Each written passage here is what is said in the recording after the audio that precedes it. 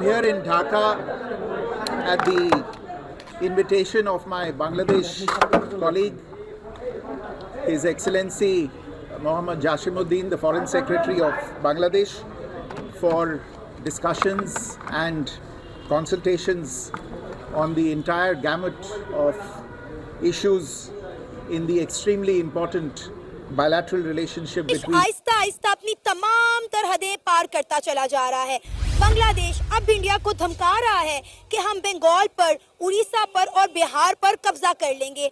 तो आप देख सकते हैं कि भाई के बांग्लादेश किस हद तक इंडिया की नफरत में डूब चुका हुआ है। लेकिन इंटरेस्टिंग बात यह है कि इंडिया बड़े डिप्लोमेटिकली तरीके से इस सारे मामले को लेकर चल रहा है। इंडिया ने अपने कुछ सरकारी अफसरान को जो है बांग्लादेश भेजा कि वहां जाके वो उनसे बात करें कि भाई आप अपनी हरकतों से बाज आ जाएं। लेकिन अभी तक इंडियन आर्मी ने इस सारे मामले पर कोई एक्शन नहीं लिया। हाँ, ये जरूर इंडिया ने किया है कि जो फूड सप्लाई इनके बांग्लादेश जाती थी उसको वक्ती तौर पर रोक दिया गया है। लेकिन मुझे ये लगता है कि जब तक इंडियन आर्मी बांग्लादेश को मजा नहीं चखाएगी, इनकी अकल ठिकाने नहीं आने वाली। जो हालात बांग्लादेश में जो हालात है इस वक्त, विक्रम मिस्री साहब गए वहां पे और उन्होंने जाके डॉक्टर यूनुस साहब से भी मिले और जशमुद्दीन है जिसका नाम है, जो उनके काउंटर पार्ट है, उनसे भी मिले और उन्होंने कहा कि we are looking for constructive and mutual beneficial relationship. दूसरा उन्होंने बयान दिया है कि माइनॉरिटीज के हालात, उन पे तवज्जो दी जाए, हिंदुओं के ऊपर जो अटैक हो रहे हैं उस पर दिया जाए। लेकिन विक्रम मिस्री साहब ने हसीना वाजिद के इशू को बिल्कुल उसके ऊपर काम क्वाइट रहे हैं। दूसरी तरफ से बात होती रही है हसीना वाजिद के हवाले से, बल्कि वो उन्होंने वोकल इस पे जाके उन्होंने बात की। लेकिन अब मैं थोड़ा सा देखने वालों को बांग्लादेश के हालात से कि इसके माजी पे भी बताना चाहूंगा कि हालात कैसे रहे। दो तो चीजें खैर वही हैं जो रिसेंटली पाकिस्तान पे उन्होंने वीजा के लिए जो एनओसी मांगा करते थे, वो एनओसी को उन्होंने रिलैक्स कर दिया है। मोहम्मद यूनुस साहब से ढाका में मिले हैं और सुनने में यही आया कि मुलाकात जो है ना कोई इतनी मुनासिब नहीं हुई।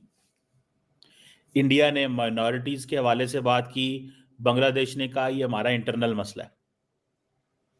बांग्लादेश गवर्नमेंट ये कहती है कि हम तमाम लोगों के मसले को टेक केयर करेंगे, तमाम मज़ाहब को, एथनिसिटीज को, लेकिन ये हमारा अंदरूनी मामला है, आप इसमें हमें डिक्टेट ना करें हमने क्या करना है।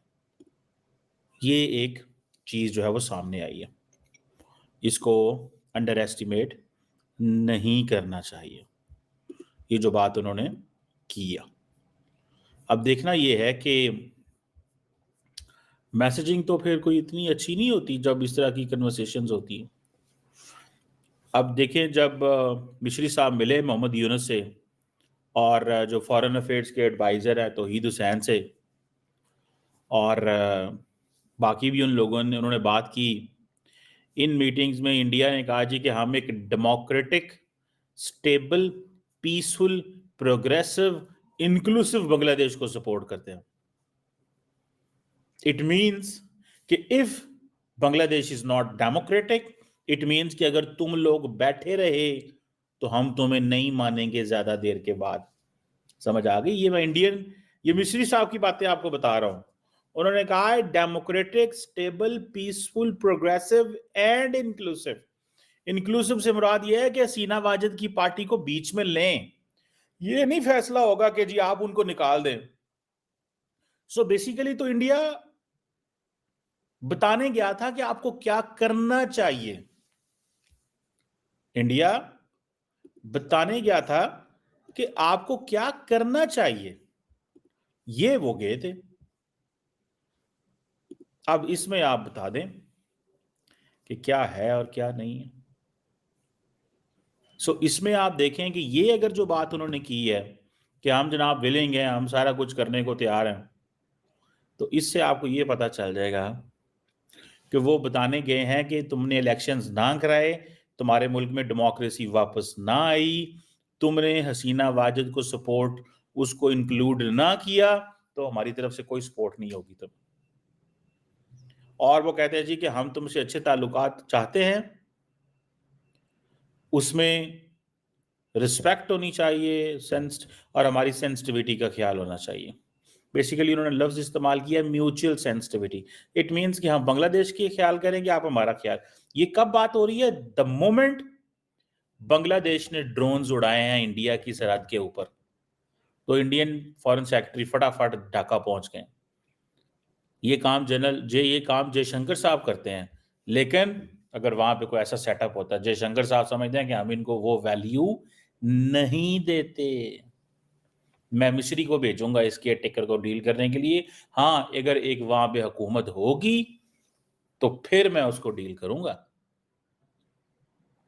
और मजे की बात यह भी है कि बाकी जो development and all that, trade, connectivity, energy, इस तरह की चीजें आपको पता है चलती रहती हैं।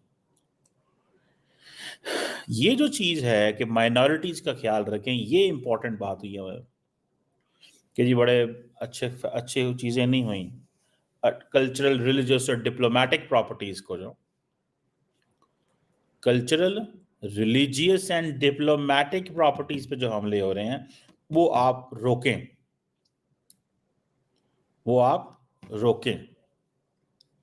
ठीक है। सो ये एक हुआ है। वो कहते हैं ये हमारा इंटरनल मसला, इश्यूज पे बड़े बात हुई है। असल मसला क्या है? असल मसला है कि इंडिया को समझ नहीं आ रही कि अब हमने इंगेज कैसे करना है। अगर थ्रेट करते हैं, क्या करते हैं? थ्रेट